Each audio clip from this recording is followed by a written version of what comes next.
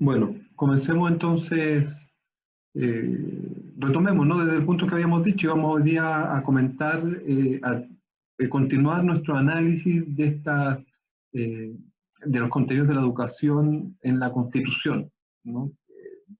Es una cuestión que espero resulte de especial interés dado el contexto, ¿no? Estamos en medio de lo que se ha denominado un proceso constituyente, ¿no? Se supone que se va a renovar la Constitución, por lo tanto el contenido sobre educación, ese es el concepto que ella encierra, debiera también de trastocarse, ¿no? De modificarse, y se supone que estamos todos convocados a debatir, a deliberar sobre ese futuro órgano, ese documento constitucional, y conocer lo que la actual constitución dice y lo que las constituciones previas, en caso chileno, han dicho, eh, alimenta también la eventual participación que ustedes puedan tener en sus territorios o en otro espacio eh, sobre el debate constitucional, ¿no?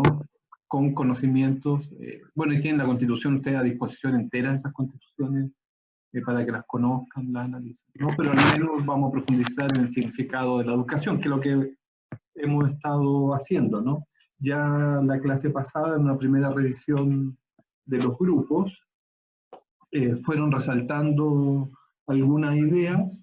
La clase concluyó antes de que pudiéramos retomarlas y darles una profundización y un cierre, ¿no?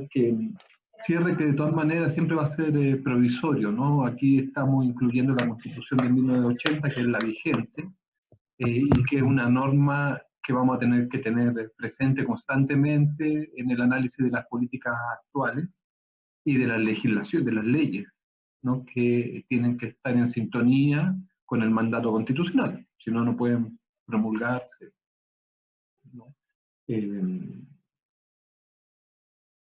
Y entonces, este contenido particular, yo les diría a ustedes como profesores y profesionales que tienen que incorporar un análisis sobre la institución educativa y el sistema educativo actual, eh, habría que aprender y recitarse de memoria lo que dice la actual Constitución respecto de la educación, ¿no? Porque nos vamos a topar constantemente con situaciones que vamos a problematizar seguramente en los establecimientos educacionales y que se configuran de acuerdo a la legislación vigente. Esa situación, ¿no? Entonces, la ley matriz es esta, la Constitución del 80, ¿no? Y hoy día entonces vamos también a profundizar en el significado de la educación para esta Constitución, pero no lo vamos a cerrar porque continuamente vamos a estar volviendo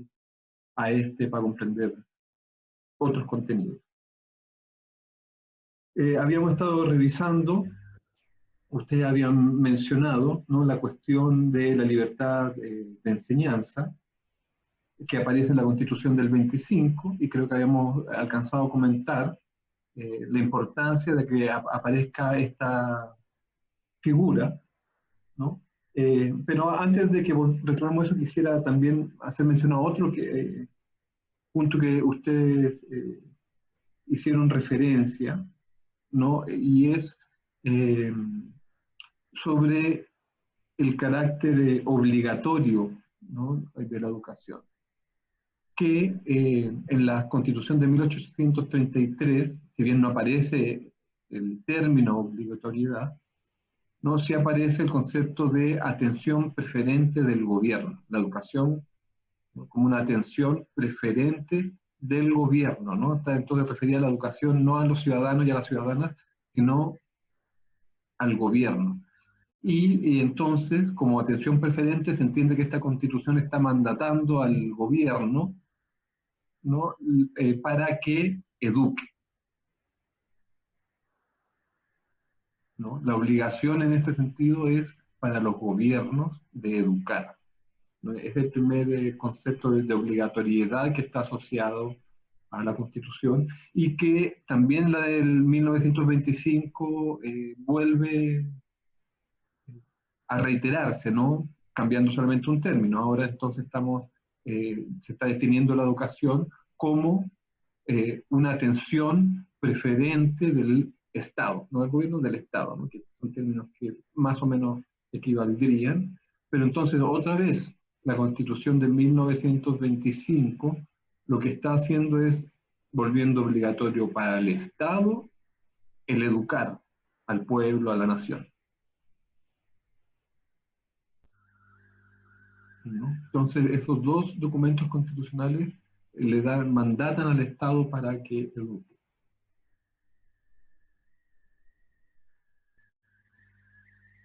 ¿No?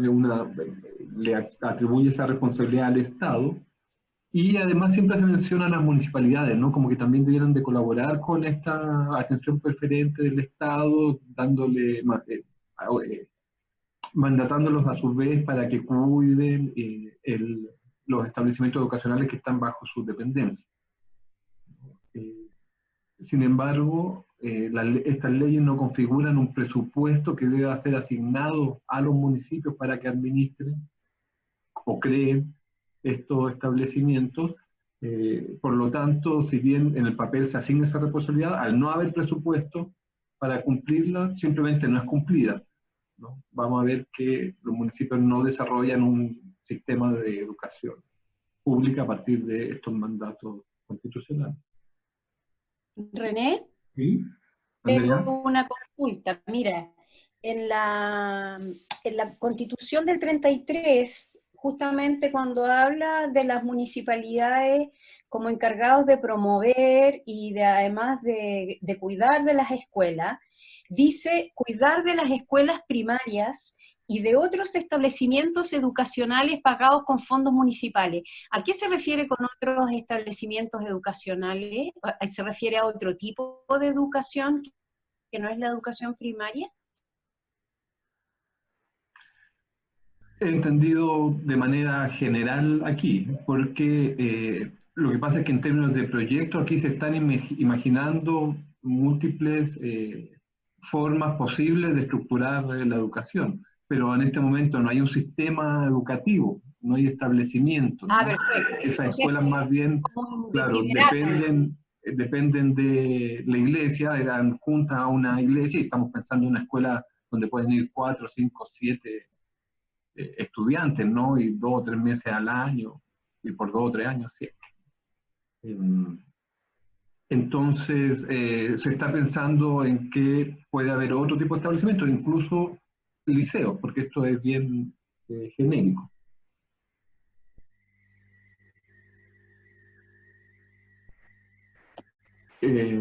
Eso, y sí, por favor, ¿no? Interrúmpanme todo lo que quieran. Quiero dejar asentado respecto de la Constitución del 33 y del 25, ¿no? Entonces, esta idea de obligatoriedad, y que es para el Estado, y como en la Constitución de 1925 se introduce, de hecho, el nombre del artículo es libertad de enseñanza. Esto ya no recuerdo cuánto pudimos comentarlo la clase pasada, ¿no? Pero a partir de mediados del siglo XIX, ¿no? La legislación que emana de la Constitución del 33, espérame un momento, por favor. Claro, de la Constitución que emana del 33, mandata a crear una ley de educación que pone a la Universidad de Chile como la institución encargada al Instituto Nacional y después a la Universidad de Chile como institución encargada de supervisar el funcionamiento de los otros establecimientos educacionales. Y otros establecimientos educacionales son básicamente algún colegio particular religioso, ¿no? Colegios que son más bien de élite, que ahora debieran de estar entonces supervisados por una institución pública laica, como el Instituto Nacional o la Universidad de Chile, y deberá examinar a los colegios, ¿no? Entonces, en un fondo, un poco el control sobre el control de qué se enseña y qué se aprende en cualquier establecimiento educacional, incluido los de la iglesia, ¿no? Y ahí entonces la Iglesia, por primera vez, enarbolará, ¿no?, este principio de libertad de enseñanza, ¿no?, de que el Estado no me puede obligar en mis colegios qué es lo que debo enseñar, porque si me van a certificar ellos con una examinación final de mis estudiantes, tengo que enseñarle a los estudiantes lo que ellos digan que van a examinar, ¿no? Y entonces ahí, para poder continuar formando religiosamente a sus estudiantes con un currículum, no en el término de la época, con un programa, con un contenido, con enseñanzas, ¿no?, particulares, religiosas, enarbola este principio de la libertad y libertad de enseñanza que hasta ese momento, lo vamos a ver en profundidad, es un principio liberal, ¿no? Y hábilmente la Iglesia se apropia, toma este principio liberal, ¿no?, y se lo devuelve al gobierno laico, ¿no?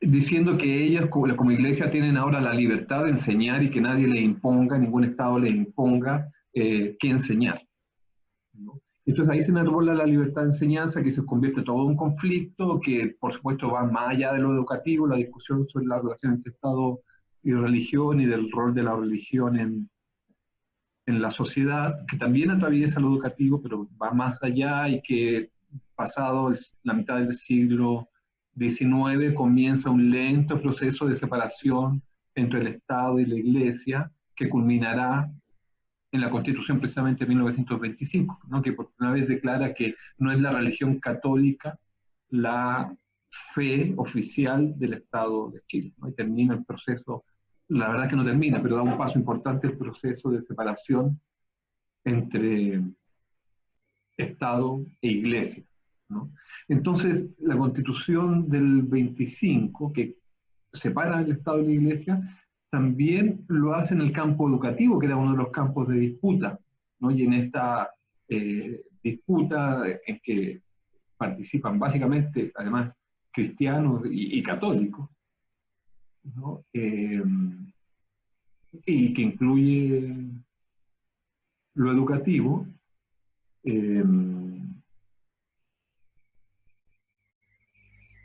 emerge en la Constitución, déjenme revisar, este reconocimiento a la Iglesia, ¿no? Ustedes supongo tienen ahora los documentos abiertos de los documentos constitucionales y pueden revisar en la de 1833 que el artículo respectivo, 1833,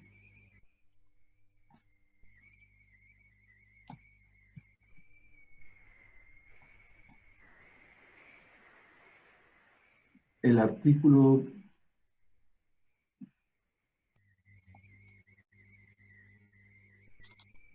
disculpen, de 1925, estaba buscando yo mal.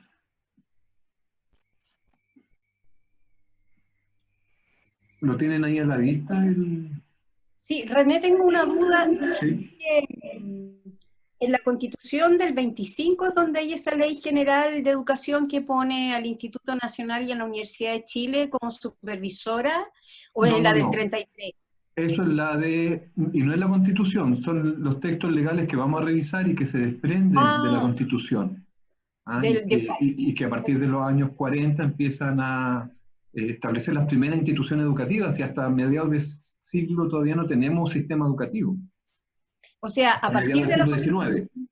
O sea, a partir de la Constitución del 25 se generan estas reglamentaciones, donde una de ellas es esta que tú mencionas del Instituto Nacional y la Universidad de Chile.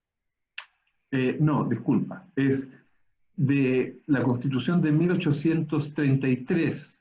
Perfecto. Que dispone, entre otras cosas, está puesto ahí, ¿no?, que se cree un plan de educación, ¿no?, y que se cree una ley que guíe este plan. Esa ley, cuando se crea, ¿no?, establece estas atribuciones, que como les digo, vamos viendo esto más en detalle.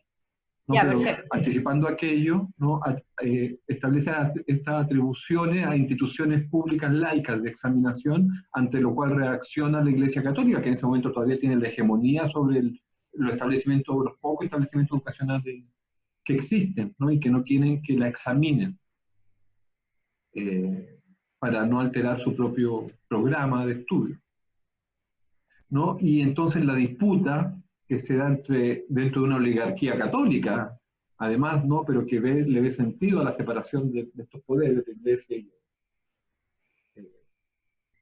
y del Estado, ¿no? Es que vamos a volver también sobre esto, pero se concede, es solamente para una primera aproximación a este texto constitucional de 1925, ¿no? Se concede a modo retórico y discursivo que la norma que regula este deber del Estado, ¿no? Y que establece el deber de la obligatoriedad de la escuela de atender a la educación, se llama, y no sé si ya lo tienen ahí a la vista, es el punto 7, el artículo 10, el numeral 7,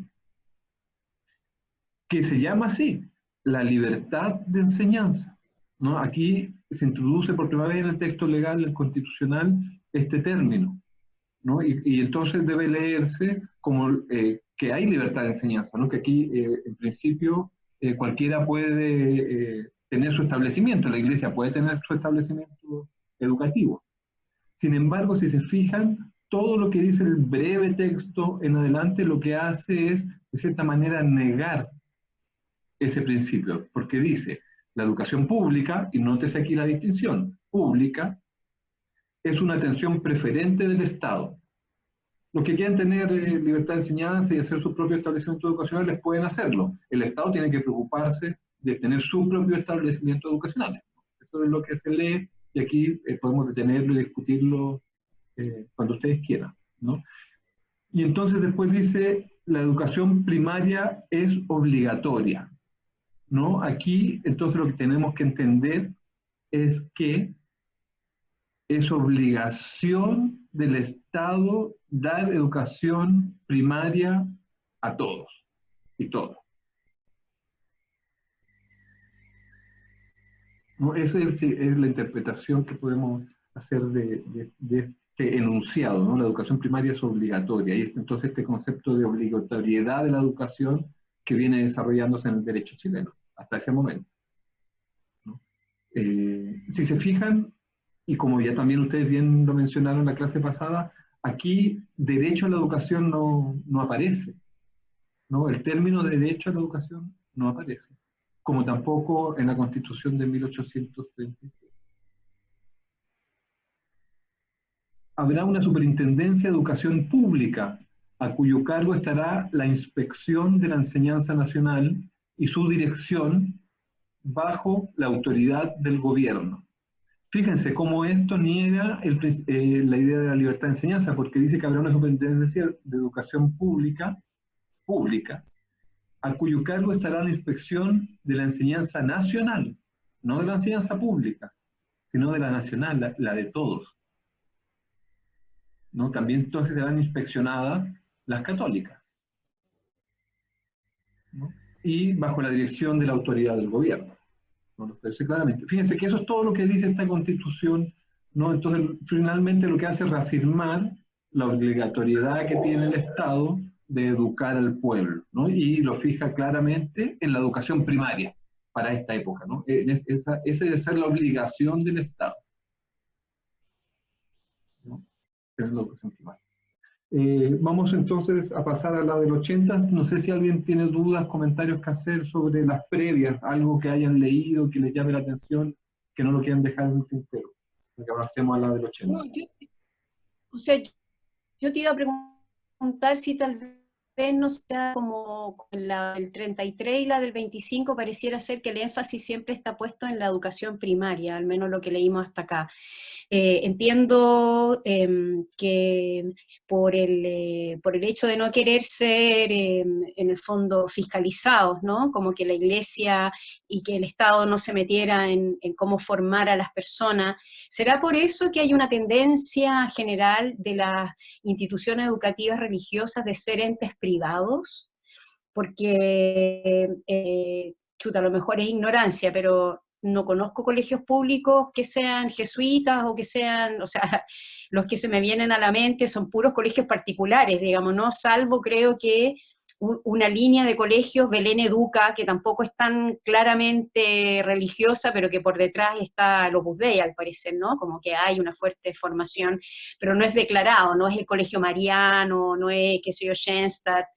Me da la impresión de que la mayoría de los colegios religiosos tienen una tendencia, o tuvieron, al parecer entonces, desde entonces, una tendencia a lo privado por lo mismo. Esa es mi pregunta, si hay una relación entre el hecho de que los colegios religiosos sean privados, con el no querer que el gobierno inicialmente y luego el Estado, cuando se funda el Estado o aparece la palabra Estado en el 25, pudieran tener la función de fiscalización.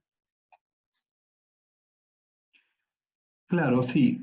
Ahí tenemos que ponernos en contexto, ¿no? Y diferenciar el contexto actual y qué significa que sean privadas las escuelas religiosas o que las escuelas religiosas sean privadas, ¿no? Porque hay privadas también no religiosas. Eh, Respecto del contexto del siglo XIX y donde esta separación de la Iglesia y el Estado en realidad es un proceso, ¿no? Todo el siglo XIX no hay tal separación, hay una cierta disputa y hay todo un proceso legislativo también de ir volviendo con un carácter laico, ¿no? Las decisiones y las instituciones del Estado. Pero en principio no están separadas y son los curas básicamente los primeros maestros de las escuelas chilenas, y es en la iglesia, a su alero, que nacen las primeras escuelas también chilenas, si bien venían también desarrollando algunas de ese tipo de escuela de catequesis, ¿no? Antes eh, del fin de la colonia, antes de la independencia. ¿No? Entonces, esa es una disputa que está en proceso, ¿no? Esta separación entre iglesia y Estado. eh, por lo tanto, si bien en el papel y en el discurso debate, en el discurso político y en el debate político bien intensa mientras más avanza el siglo XIX, en la práctica concreta se produce muy poco distanciamiento y son criterios religiosos los que priman durante la estructuración del sistema educativo público también, ¿no? Eh, pero sí, ¿no? Entonces empieza en la legislación a haber una tendencia a interpretar lo religioso y lo que es propiedad de la iglesia como privado, ¿no? Empieza a haber esa Ya, tendencia.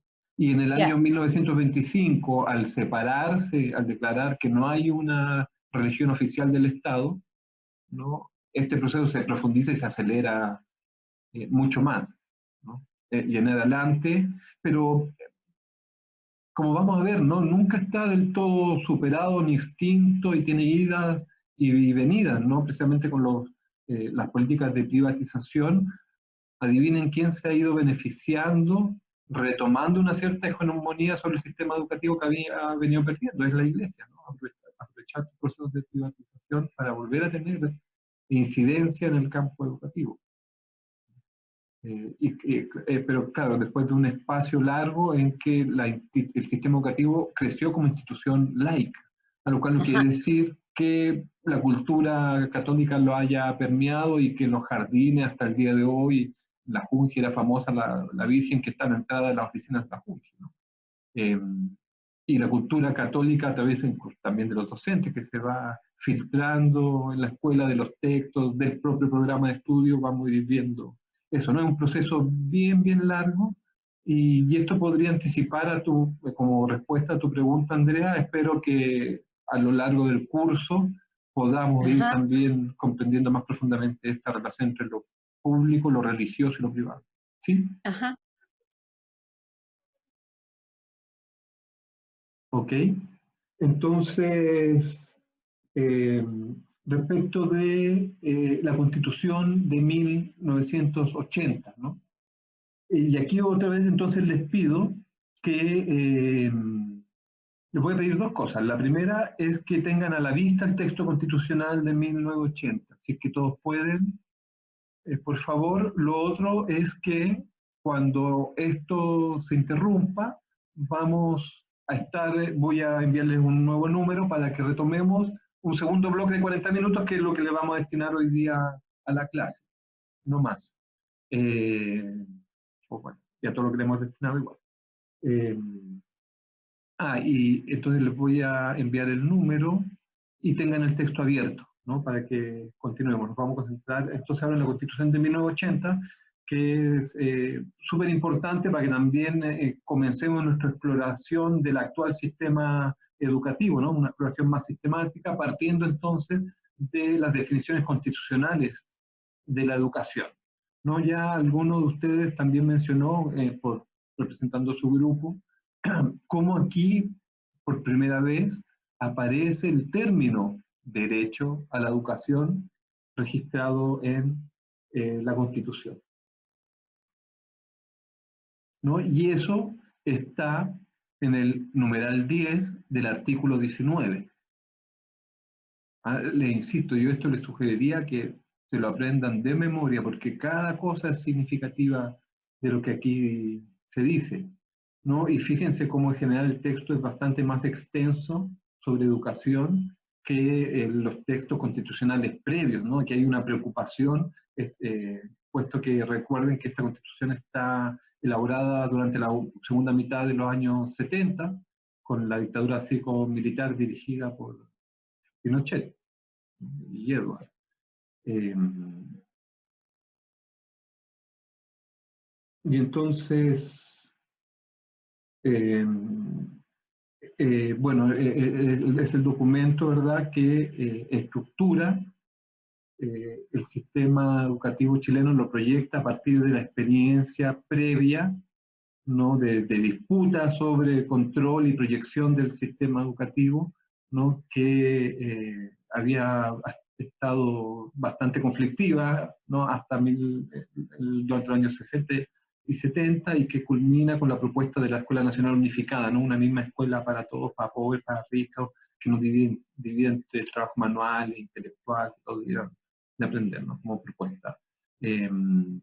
Y donde también lo vamos a ver más detalladamente, ¿no?, que en el gobierno del sistema educativo se propone hacer transformaciones que incorporen en consejos territoriales a distintos actores a la gestión de los establecimientos educacionales, de su administración, de su currículum, ¿no?, en estos proyectos de democratización de la educación que venían impulsando, ¿no? Y es ante estas propuestas que se levanta esta propuesta neoliberal de estructurar el sistema educativo, ¿no?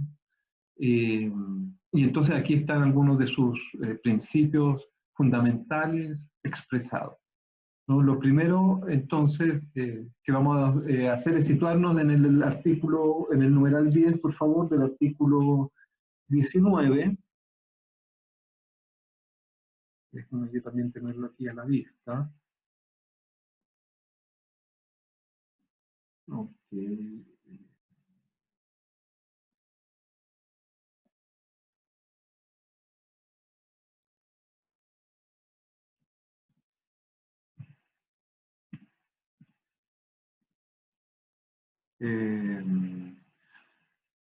El número, artículo, espera. ¿Están ya ahí situados en el artículo 19, numeral 10, el derecho a la educación? Sí. Ok. Lo primero es que... Disculpen. Me disparó. Acá estoy, ya. No, entonces, claro, ya no se llama la libertad de enseñanza, ¿verdad? Se llama el derecho a la educación. No obstante, como espero ya se hayan fijado, se hayan dado cuenta, el número 11, el que sigue, el derecho que sigue, es el de libertad de enseñanza. Ese va a permanecer y va a estar regulado de manera particular. Y entonces el derecho a la educación, dice la educación tiene por objeto el pleno desarrollo de la persona en las distintas etapas de su vida. Los padres tienen el derecho preferente y el deber de educar a sus hijos. Entonces, si se fijan, aquí el deber de educar es de los padres. Aquí en ningún lugar dice que el deber de educar sea del Estado, que sea una atención preferente del Estado. Aquí la preferencia, tal cual es la palabra, la tienen los padres. Fíjense, entonces el rol que cumplía el Estado ahora pasa a cumplirlo los padres. Tienen el deber de educar a sus hijos. ¿Se entiende esta idea, la distinción que se está estableciendo con respecto de las otras constituciones, ¿no? De cómo el significado de atención preferente del Estado explica la obligación, el deber del Estado de proveer educación? Y aquí lo que se está diciendo es que el deber preferente es de los padres a educar, no el derecho, si bien está anunciado bajo el derecho a la educación. O sea, lo que entiendo yo, ¿Sí? René, es que anteriormente el gobierno y después el Estado podrían decidir obligar a la educación de un niño, por ejemplo, ¿no? Independientemente de la preferencia de los padres, porque tiene que ver con eso, y en cambio en la del 80... La educación de los hijos, sino como obligarse a sí mismo a dar educación. Y por lo tanto establecer un presupuesto que dé sustento a este deber del Estado preferente, atención preferente, a dar educación. Los padres nunca estuvieron negados, podían educar a sus hijos, ¿no? En la Constitución del 33 y del 25 lo que se establece es el deber del Estado a educar, ¿no? Pero esta Constitución dice que es deber de la familia y no dice que sea deber del Estado. ¿Me sigues, Andrea? Sí. Pero en lo concreto, ¿qué significa? Que no sea un deber de... O sea, ¿cuándo el Consejo de Defensa del Estado puede decir, no, mire, disculpe, pero en realidad no era mi deber, digamos, ¿no? Como... me cuesta entender esa idea de que no sea un deber del Estado. ¿En qué se materializa que no sea un deber del Estado? Okay. ¿Me explico?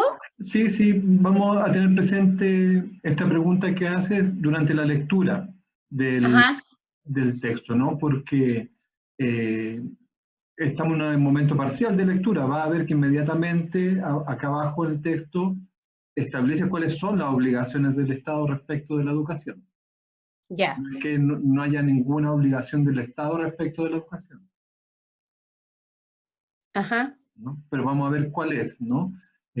Cuando se definió en las constituciones que era una atención preferente, esa atención preferente se entendió como una obligación del Estado de dar educación, porque de hecho así se concretó, ¿no? Empezaron a destinarse presupuestos de la nación para promover y expandir y dar educación fundando escuelas y liceos públicos. Eso en la 33 y en la del 25. Durante el siglo XIX y el XX sobre todo. Ya. Y el siglo XX sobre todo. ¿Pudiste poner en el chat, disculpa, Andrea? Sí, ya lo puse. Ah, gracias, muchas gracias. Sí, ya lo puse. Ok, ahí se está sumando más gente.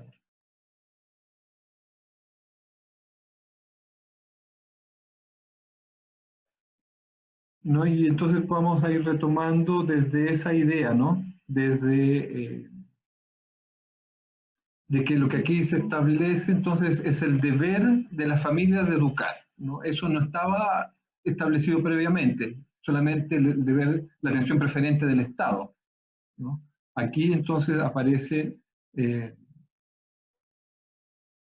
como un deber de las familias, ¿no? Eso es clave, ¿no? Esa distinción para poder comprender después todo lo que pasa en el sistema educativo chileno también. No todo, pero muchas de las cosas que pasan ahí. Retomando el texto, por favor, entonces, de la Constitución de 1980, vimos como en el número 10, ¿no? En el segundo párrafo, que empieza con los padres, se establece este deber, ¿no? Y lo que le corresponderá al Estado es otorgar especial protección al ejercicio de este derecho. Entonces, lo que el Estado tiene que preocuparse es que el padre o la madre pueda ejercer su derecho a enviar, porque además está obligado a enviar a la escuela, a educar, ¿no? Entonces, si ven más abajo, sigue el párrafo siguiente empieza con que para el Estado obligatorio, el que sigue empieza la educación básica y la educación media, son obligatorias, debiendo el Estado financiar un sistema gratuito. Entonces aquí, la educación básica y la educación media son obligatorias. Fíjense que aquí empieza a entenderse en los dos sentidos del concepto de obligatoriedad. Ya es un deber y por lo tanto una obligación para los padres educar. Pero además es una obligación para el Estado financiar, y aquí dice, financiar, debiendo el Estado financiar un sistema gratuito con tal objeto, ¿no? Para que los padres puedan cumplir su deber de enviar a la educación a sus hijos, el Estado tiene que financiar un sistema que ofrezca educación para que los padres puedan enviar, con tal objeto, dice, ¿no? Un sistema gratuito. Como hay padres y madres que no pueden pagar por la educación de los niños, el Estado tiene que financiar un sistema gratuito, destinado a asegurar el acceso a ellas a toda la población. Entonces, si se fijan, ¿cuál es el deber del Estado aquí? No es dar una atención preferente, sino es financiar un sistema gratuito en básica y media para que toda la población pueda acceder. Porque si es pagado, alguna población no podrá acceder a ese y hay que tener gratuito también. Aquí no se está prohibiendo que sea pagado, fíjense. Simplemente que el Estado tiene que financiar un sistema gratuito. Puede haber uno privado y veremos como el subtexto de este texto, ¿no? Lo que indica es que lo que tiene que haber son precisamente establecimientos privados que puedan ofrecer educación. Oye, René, además en el artículo anterior a ese, el de dice también que financiará un sistema gratuito a partir del nivel medio menor. También se obliga a la educación preescolar, la parvularia. Claro, si ven en el texto, hay un montón de indicaciones a otras leyes y fechas de promulgación de esas leyes, ¿no? Y es porque, claro, en el año 2013, me parece que el año 2013, no, después, bueno, ahí está indicado, el 2013, hubo una reforma o una nueva ley que, claro, que reformaba la Constitución y ampliaba entonces la obligatoriedad y la subvención al nivel kinder y actualmente a prekinder, y actualmente hay una ley en el Parlamento que pretende que se extienda la subvención incluso a los primeros años de vida. También iremos atendiendo el tema de las subvenciones y toda la legislación que se desprende de esta que estamos analizando en detalle y las vamos a analizar y presentar en grupalmente también. Y entonces sí, ¿no? Se van haciendo modificaciones que van ampliando. Originalmente esta Constitución, por ejemplo, no era obligatoria la enseñanza media. El Estado no tenía la obligación de financiar un sistema de educación gratuita para la enseñanza media, que no era obligatoria. Eso fue posterior, ¿no? Desde el año 2006, 2004. Ahí está el detalle, siempre en la ley se puede revisar. No, ok, entonces eso respecto de la configuración del derecho a la educación, el número 10, ¿no? Como un deber de la familia y que el Estado tiene que corresponder financiando, con el deber de financiar un sistema gratuito. Fíjense, no dice público, como decía en la Constitución de 1925. Dice un sistema gratuito. Puede ser un sistema con privados, que sea gratuito. Y entonces eso, ¿no? La obligación del Estado de financiar. Y después viene el número 11, numeral número 11, que es la libertad de enseñanza. Fíjense que está separado del derecho a la educación, es un derecho distinto. Vamos a ver también cuando ahondemos en el derecho a la educación y sus definiciones más legales y la norma internacional, cómo esta libertad de enseñanza está reconocida, pero está subsumida como un componente del derecho a la educación, no es un derecho aparte del derecho a la educación, y no está redactado como está redactada la libertad de enseñanza en esta Constitución, ¿no? La libertad de enseñanza incluye el derecho de abrir, organizar y mantener establecimientos educacionales. Es decir, todos los ciudadanos y las ciudadanas tenemos derecho a abrir y mantener escuelas, ¿no? Todos los individuos tienen derecho, todos los sujetos, porque pueden ser individuos o personas jurídicas, como empresas, como corporaciones religiosas, las que tendrían esta libertad de enseñanza, ¿no? Este derecho a abrir y organizar establecimientos educacionales. Después, la libertad de enseñanza no tiene otras limitaciones que las impuestas por la moral, las buenas costumbres, el orden público y la seguridad nacional. No pueden haber otros motivos que prohíban que alguien pueda abrir una escuela. Al principio esto decía incluso, no se necesitaba ni siquiera la enseñanza media, ni un título universitario, cualquiera podría abrir, a nadie se le puede limitar este derecho de la libertad de enseñanza. La enseñanza reconocida oficialmente no podrá orientarse a propagar tendencias políticas partidarias alguna. Los padres tienen el derecho de escoger el establecimiento de enseñanza para sus hijos, ¿no? Esta va a ser una afirmación problemática, ¿no? Esto quiere reafirmar el deber de los padres y el derecho a ellos a escoger y que no se les obligue, como sucede, por ejemplo, en Estados Unidos, a ir a la escuela pública que corresponde a tu circunscripción territorial, a tu comuna, diríamos en Chile, ¿no? En Estados Unidos la gente está obligada a ir a la escuela más cercana. Aquí no, ¿no? Aquí no se le puede obligar a un padre o una madre a enviar a un determinado lugar a estudiante. Él o ella tienen derecho a escoger dónde van a enviar. Esto vamos a ver más adelante cómo se volvió problemático, quiere reafirmar el principio de la decisión individual y del libre mercado en la educación, pero vamos a ver cómo es contradictorio y problemática la realización de esto a partir del principio de libre empresa, ¿no? Y de la libertad entonces de enseñanza, de administrar como uno quiera su institución, seleccionando, por ejemplo, a los estudiantes y los padres ya no te pueden seleccionar, porque tú los seleccionas a ellos. Bien, vamos a llegar a eso.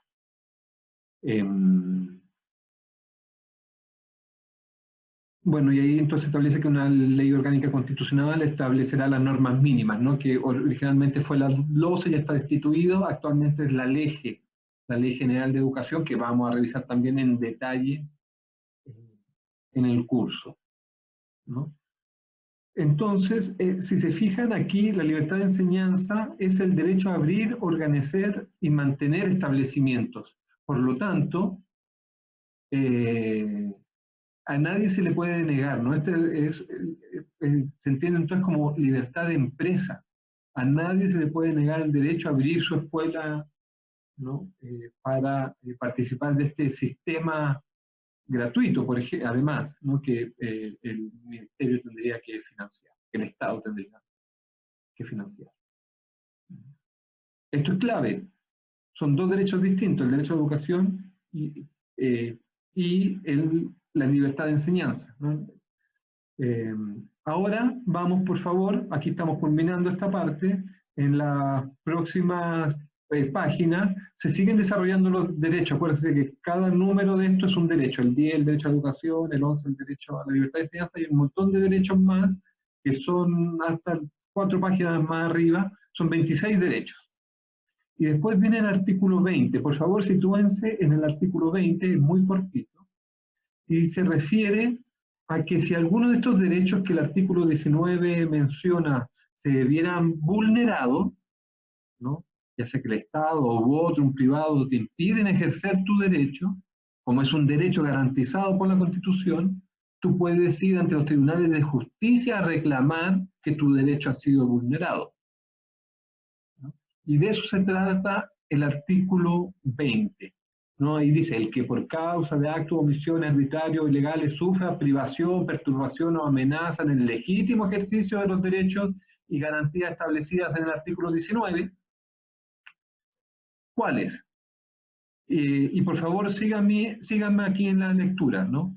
Entonces, los derechos y garantías establecidos en el artículo 19, números 1, 2, 3, inciso quinto, 4, 5, 6, 9, inciso final, trabajo y derecho, inciso final, trabajo y el derecho a su libre elección y libre contratación. Ya lo establecido en el artículo 4, 19, 21, 23. Disculpen. 9, no sé si fijaron que va del 9 y salta al 11. Y después sigue el 12, el 13. Sí, no incluye el 10, no incluye el de la educación. Exactamente. ¿Quién fue? ¿Andrea? ¿Quién habló, Sí, Andrea? Exactamente. yo. Gracias. ¿Se fijan los demás? Se salta el 10, pero incluye el 11. Esto es súper importante, porque en la medida en que la libertad de enseñanza está configurada en nuestra Constitución, no solo como libertad de empresa, sino como de empresa, sino como un derecho independiente del derecho a la educación, son entonces dos derechos que pueden entrar en contradicción en términos jurídicos. ¿Y qué pasa si entran en contradicción? Bueno, se hace un estudio de qué dice la norma para ver cuál preferir. Y resulta que aquí hay uno que está protegido por la Constitución, el 11, y otro que no, que es de jerarquía menor, por lo tanto, que es el 10. Es decir, en la Constitución chilena prima la libertad de enseñanza sobre el derecho a la educación. Nos vimos como en la Constitución de 1925 se enunciaba en un inicio la libertad de enseñanza, pero por su contenido lo que se primaba era la educación y la educación pública, así lo decía. Aquí en la Constitución de 1980 se está primando por la educación pública, sino por la libertad de enseñanza, por la libertad que privados tienen para abrir centros educacionales y ofrecer educación y administrarlos. Ese derecho a abrir y administrar centros educacionales está por sobre el derecho a la educación de las y los estudiantes. Miren, les comento, por ejemplo, estos términos prácticos, hay muchos ejemplos, voy a tratar a lo largo del curso y dándole, empiezo con uno. En mi tarea como investigador y también siempre desde la perspectiva del derecho a la educación, también me he involucrado, por supuesto, en actividades en defensa del derecho a la educación, en redes y organizaciones que se dedican a eso, ¿no? Hay una que es el Foro por el Derecho a la Educación Pública, me tocó ser secretario ejecutivo hace algunos años, ¿no? Y en un momento en el 2012,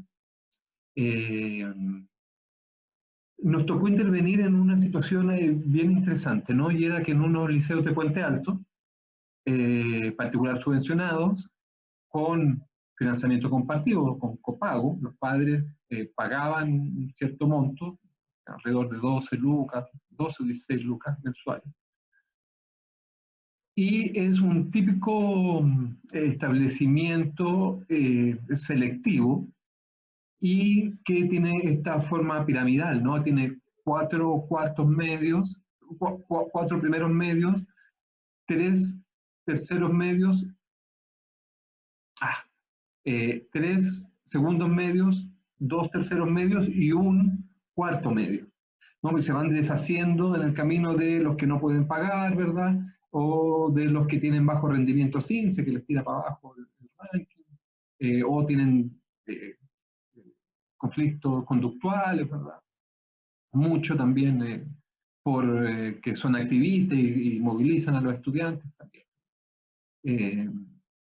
Y entonces hubo un grupo de estudiantes que venían desde hacía varios años y que les tocó ser de un año a otro excluidos, expulsados, ¿no? Y se alegó porque se alegó precisamente que el establecimiento tenía una forma organizacional que obligaba a tomar administrativas, la libertad de enseñanza, ¿no?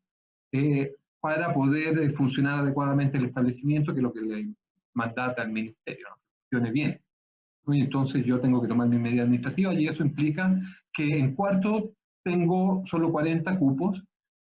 Les comento desde ya que, ahondando en la situación, ese cuarto tenía 48 estudiantes en sala, habían pedido un extra numerario y se lo habían autorizado. Y entonces las familias que quedaron excluidas se movilizaron, encontraron que era injusto y nuestra organización se involucra en estos conflictos en torno al derecho a la educación y entonces tomamos contacto con ellos y con participación de abogados también, armamos un caso donde lo que se estaba vulnerando de acuerdo a la propia Constitución era el derecho preferente de los padres a elegir establecimiento, porque estos padres habían elegido ese establecimiento, pero el establecimiento los estaba excluyendo, ¿no? Y está excluyendo precisamente a los que tenían deuda y a los que tenían menor rendimiento, ni siquiera bajo rendimiento, había buenos rendimientos, pero los mejores eran los que permanecían. Y entonces fuimos a la Corte de Apelaciones, interpusimos un recurso para que no se pudiera expulsar momentáneamente a estos estudiantes y fuimos al Tribunal Constitucional a alegar que no se estaba respetando este derecho preferente de los padres, que es el derecho que está incluido en el derecho a la educación, lo acabamos de leer, a escoger el establecimiento, a educar a sus hijos, ¿no? Y eso entonces en libertad de enseñanza también está puesto, que es escogiendo su establecimiento. Finalmente, en el Tribunal Constitucional, ahí estuvimos, finalmente no, por una cuestión de procesamiento, quedó desvirtuada la causa, ¿no? Pero el tribunal de todas maneras reafirmó que en caso de que hubiera que asumir y procesar el caso, claramente el propietario del establecimiento, el sostenedor de este particular sostenedor, estaba ejerciendo un derecho que la Constitución protege especialmente, que es la libertad de enseñanza, al tomar las medidas administrativas que correspondían, y que eso involucraba que estudiantes salieran del establecimiento. En ese sentido se privilegió ahí la libertad de enseñanza por sobre el derecho a la educación y los estudiantes tuvieron que buscarse otro establecimiento, ¿no? Veremos más casos en que esto se confronta y cómo se resuelven, ¿no? Pero me interesa entonces establecer aquí esta tensión permanente, histórica y que va adquiriendo, va variando sus contenidos entre derecho a la educación y libertad de enseñanza, ¿no? Entre el derecho a la educación entendido como el deber del Estado de proveer a todo y todas educación, y la libertad de enseñanza como el derecho de algunos, ¿no? De mantener, o de individuos, de mantener, abrir y mantener establecimientos educacionales. ¿Comentarios, planteamientos, dudas? O sea, yo lo encuentro terrible, digamos, ¿qué querés que te diga? Ahora entiendo que lo que hizo el Tribunal Constitucional fue apelar a todo el tema del proceso, que no es lo mismo, que es todo un rollo, digamos, ¿no? Que Claro. como pasa en la cosa de la reforma procesal penal, que las cosas hay que hacerlas de una manera, y si administrativamente no la hiciste de esa manera, aunque el fondo sea importante, lo niegan, digamos, ¿no? Como, o sea, lo que entiendo de lo que tú dices es que en el fondo no hay forma salvo que sea efectivamente apelando al Tribunal Constitucional, porque con esto, con el artículo 20, estás dejando fuera las Cortes de Apelaciones, digamos, como que no tendrían que ver estos casos de derecho a la educación, porque no está incluido en el artículo 20 como No, la sí se posibilidad. pueden ver, ¿eh? Se pueden ver, se pueden ver. Lo que pasa es que una vez vistos, en la lectura de la Constitución, en la interpretación de la ley, está la libertad de enseñanza por sobre el derecho a la educación. Está Claro, jerarquizado ahí, al no estar incluido en el 20. ¿No? De claro, todas maneras, claro. está como está en el 19 como un derecho, uno puede ir a los tribunales, de todas maneras. ¿No? Pero una vez ya visto esta jerarquía, visto en los tribunales, esta jerarquía determina que porque uno puede ser vulnerado de muchas maneras el derecho a la educación y uno puede ir a tribunales a alegarlo y los tribunales tomar decisiones que vayan en el sentido de restituir el derecho. Pero cuando esa vulneración del derecho tiene que enfrenta al derecho a la educación con la libertad de enseñanza, ahí quien va a salir privilegiado es la libertad de enseñanza, la libertad del sostenedor de tomar medidas por sobre los derechos de los estudiantes de, por ejemplo, permanecer en un establecimiento educacional. Claro. No, para la ley es primordial la libertad de enseñanza antes que el derecho. Siempre va a ganar entonces la libertad de enseñanza. Exactamente. La libertad de enseñanza, que es entendida en este caso, no solamente como la libertad de los padres a escoger la educación a su hija, si yo quiero educarlo católico, mandarlo a una escuela católica, sino la libertad de sujetos privados, ya sean individuos o personas jurídicas, de abrir establecimientos. Eso es un derecho, la libertad de enseñanza, ¿no? De administrar, además, y tiene que administrarlo de manera que funcione. Esa es la responsabilidad del Estado. Entonces tiene que tomar todas las medidas que él considere necesarias, ¿no?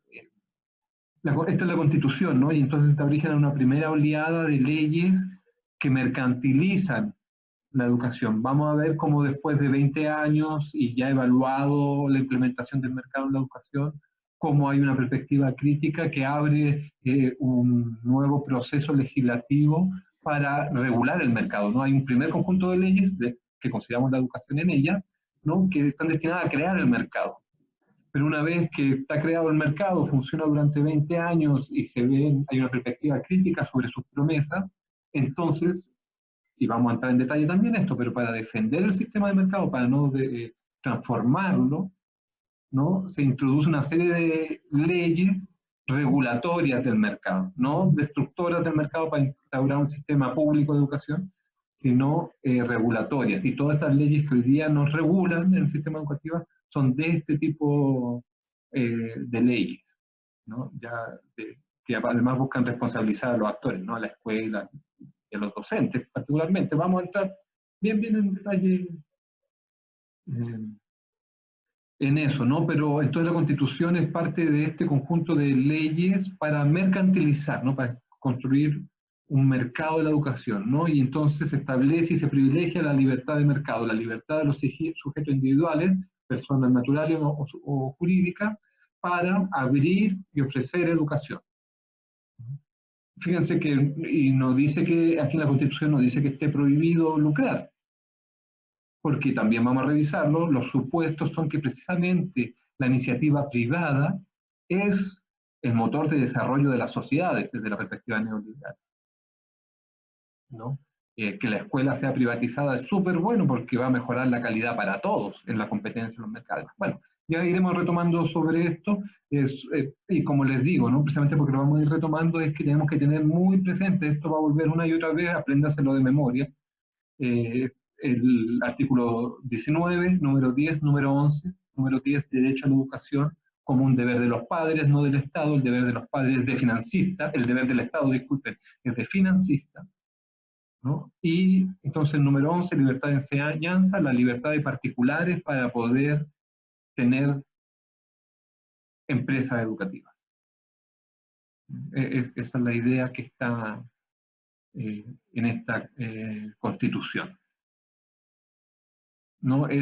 Aquí quería llegar, como decía Andrea al principio, ¿no? De ir haciendo síntesis, este era el espacio que yo esperaba, entonces que podíamos cerrar lo que abrimos la semana pasada en nuestra primera aproximación a la política en la historia de la educación en Chile, ¿no? Y como se darán cuenta, es una aproximación que da salto en el tiempo. Hemos estado simultáneamente viendo documentos que tienen 100 años entre uno y otro, bueno, 85, 50 años entre uno y otro de desarrollo temporal, ¿no? Y en ese sentido vamos en este curso a hacer continuos saltos, ¿no? Hacia el pasado, al presente y eventualmente hacia el futuro. Oye, René. ¿Sí, Andrea?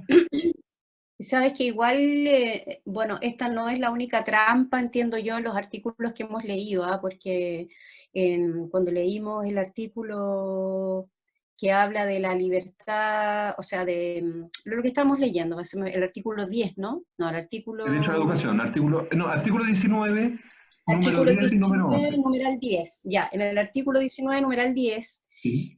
porque dice que no habrá más limitación a la libertad de enseñanza, o sea, de abrir colegio, que no sean las buenas costumbres, no sé, etcétera, etcétera, etcétera. Y dice que el reconocimiento oficial no se dará a aquellos colegios que tengan una tendencia proselitista, en el fondo, ¿no? Como obviamente. Partidaria, muy importante, partidaria. Sí, Porque partidaria. puede ser religiosa.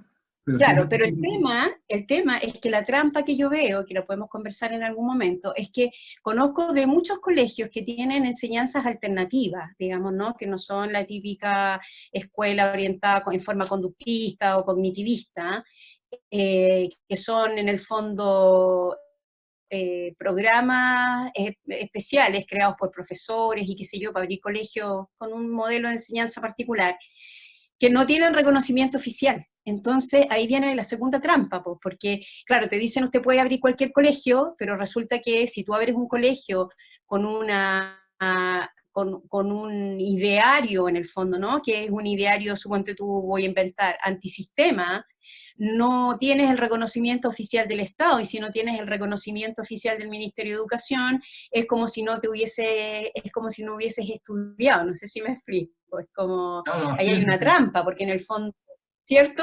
Porque debería tener reconocimiento oficial, si no es una cosa partidaria, deberían permitirte que cada uno abriera lo que quiera, pero no es así, no es así. Hay muchos colegios que no tienen reconocimiento oficial del ministerio, por la ideología, que no necesariamente es partidista, insisto, que funda sus programas, tiene un nombre eso, PIE, no sé cómo se llama, programas de... como la filosofía del colegio, por decirlo de alguna forma. ¿Cachai? Yo creo que eso también habría que... ¿Ah? Antroposóficos, por ejemplo, u otros.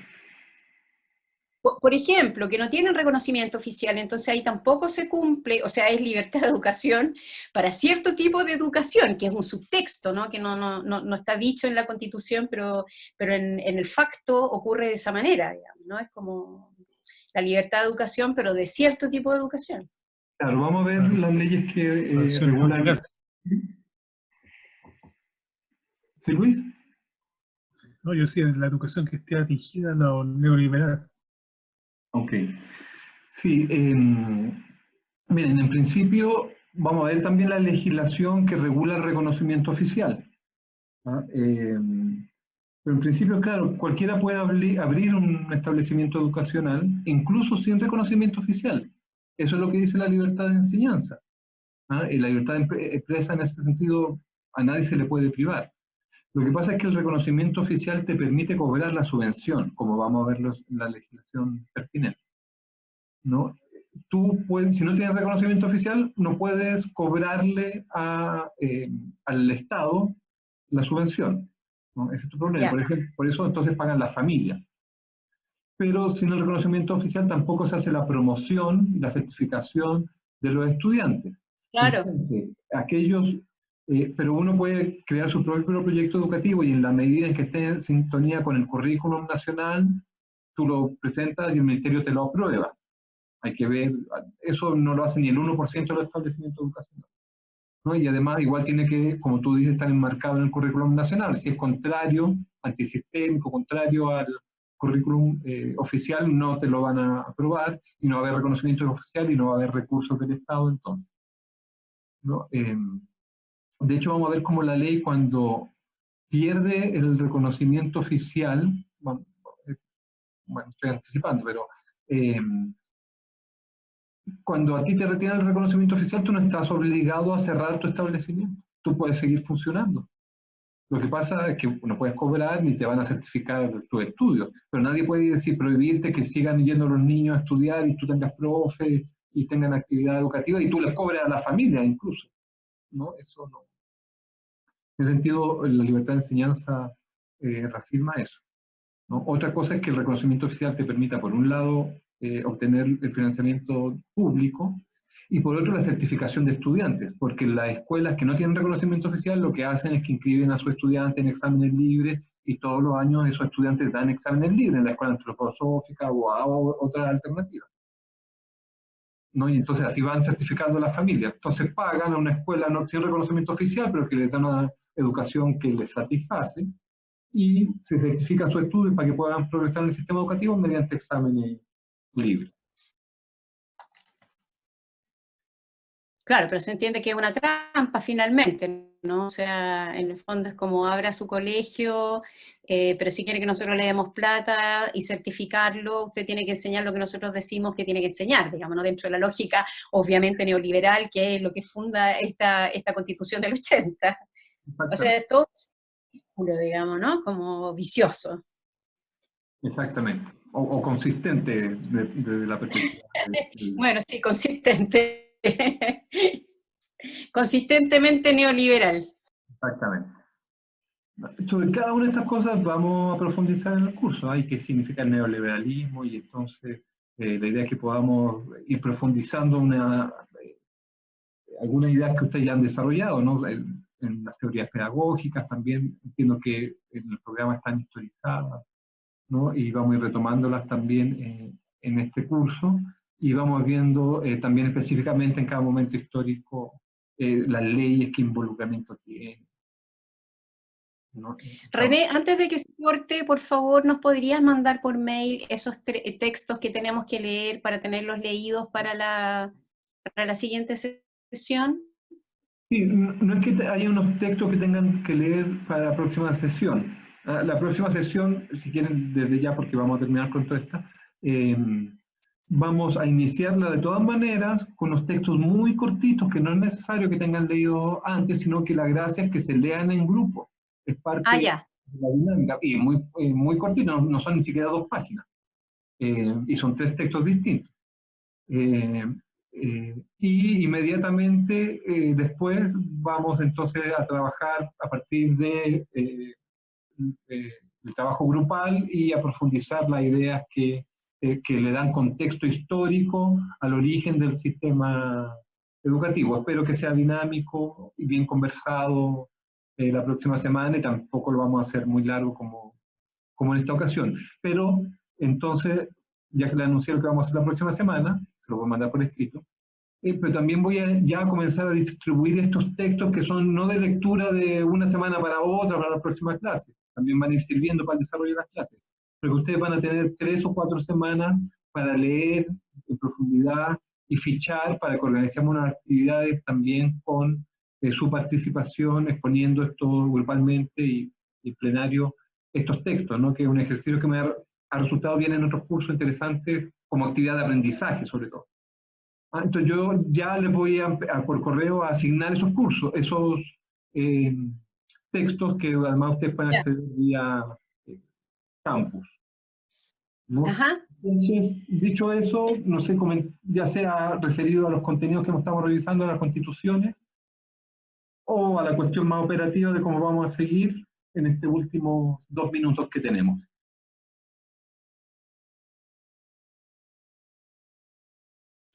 Nos juntamos a las 4, ¿no?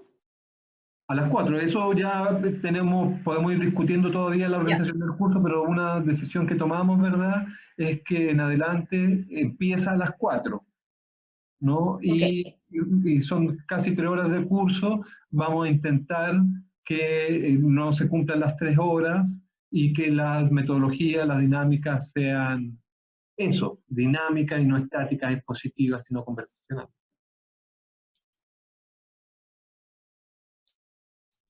¿Ok?